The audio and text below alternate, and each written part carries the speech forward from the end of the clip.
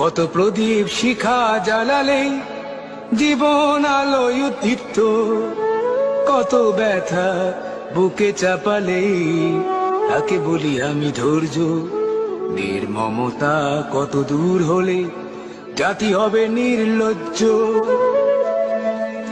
আমি চিৎকার করে কাঁদিতে চাহিয়া করিতে পারিনি চিৎকার। আমি চিৎকার করে কাঁদিতে চাহিয়া করিতে পারিনি চিৎকার। বুকের ব্যথা বুকে চাপায় নিজেকে দিয়েছি ধিক্কার।